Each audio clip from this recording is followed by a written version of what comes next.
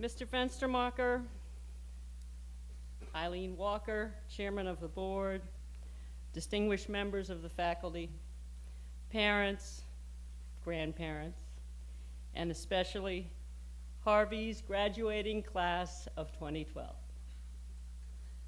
Thank you for inviting me to be your commencement speaker today. I'm especially honored because I'm pretty sure the idea originated with my daughter, Constance. Thanks, Stancy, for making me sweat bullets on your graduation day. Just kidding. In a few minutes, each of you will be receiving your high school diploma. It's a big accomplishment, one of those notches in your belt that you score as you climb your way into adulthood. Phew, got that done. Maybe one of the overriding feelings that you'll have today. I hope so. I didn't get my high school diploma until I was 35. Yep, 35. And today I thought I'd take a couple of minutes to tell you why it took me so long. Maybe you'll find something in my story that will be useful as you leave here and move out into the real world. I went to an all-girls boarding school not too far from here called Ethel Walker. It was a traditional, strict, straight-laced kind of place that had been educating WASP girls for years, turning them into intelligent mothers and good helpmates to their husbands. I entered in 1969. It was a time of political turbulence and great social unrest. And although we were stuck up on a hillside in Simsbury, Connecticut, some of us were not immune to the revolutionary changes that were happening around us. Slowly, we began to question the status quo, how our lives were being ordered, how we were being educated, what we valued, what our future should be. I began to ask why about everything. And pretty soon, most of the kids were asking why along with me. We thought that was a great idea. But the school administration did not. They took action.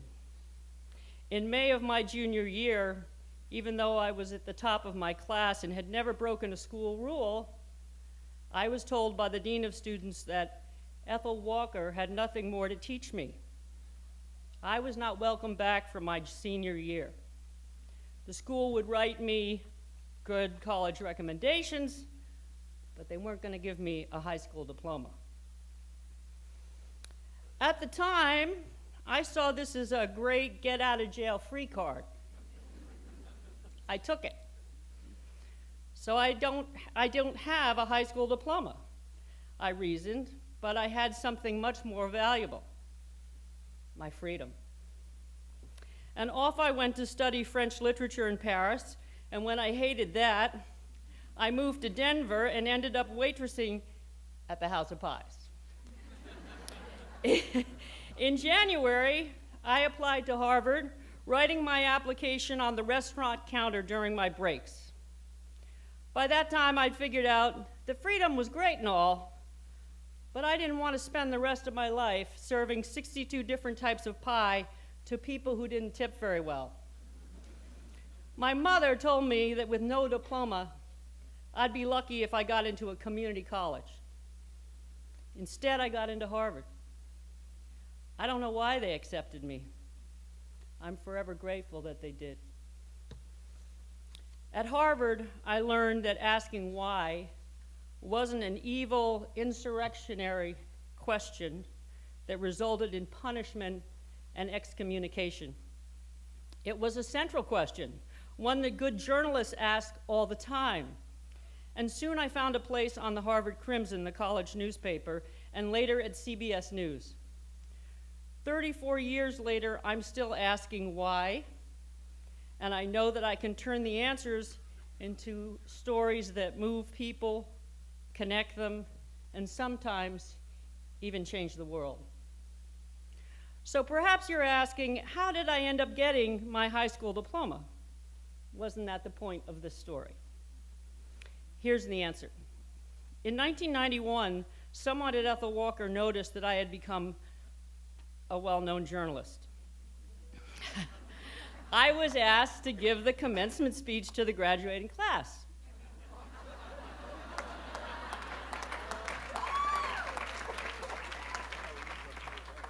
And so I did. I told the class that I was going to borrow their graduation and make it my own, because I had never had one. And I told them the story that landed me my job on 60 Minutes.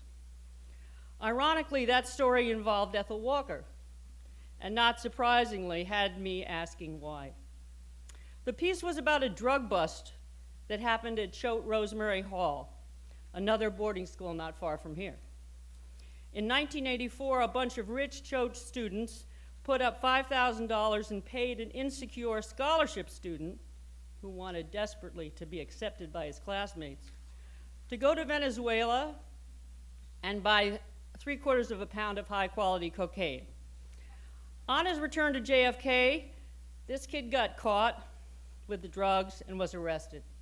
He faced 15 years to life, while the kids who had put up the money got off scot-free. Meanwhile, there was so much coke on the Choate campus that kids from other schools started coming to Choate to buy it. One of them was a junior from Ethel Walker. This girl got caught using by Ethel Walker administrators and was suspended. She was sent home. A few days later, the school called her and told her that she was expelled. She was alone when she heard the news. When her parents came home later that day, she disappeared. 6 weeks later, they found her body in the woods. She left a note saying that she was so full of guilt and remorse for what she had done that she couldn't go on living. Her father told Ed Bradley, the correspondent on this piece, this: "I say to all parents, just always reach out and put your arms around these kids so that they understand always how much you love them and that nothing they do is worth the ultimate punishment that some of them go through. This is all avoidable, and it was a horrible mistake, and it didn't need to happen."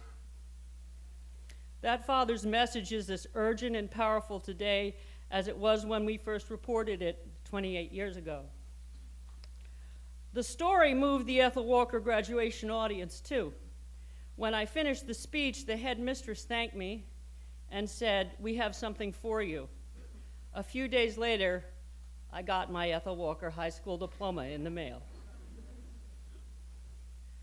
The truth is, I have no idea where that diploma is.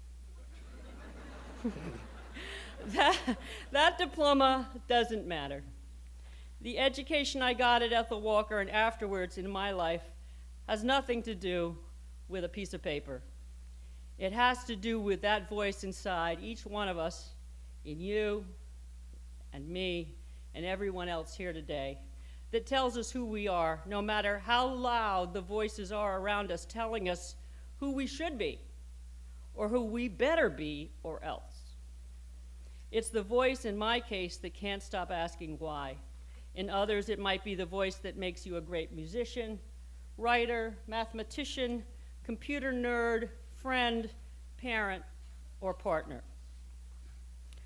2 nights ago, I went to Harvey's senior dinner.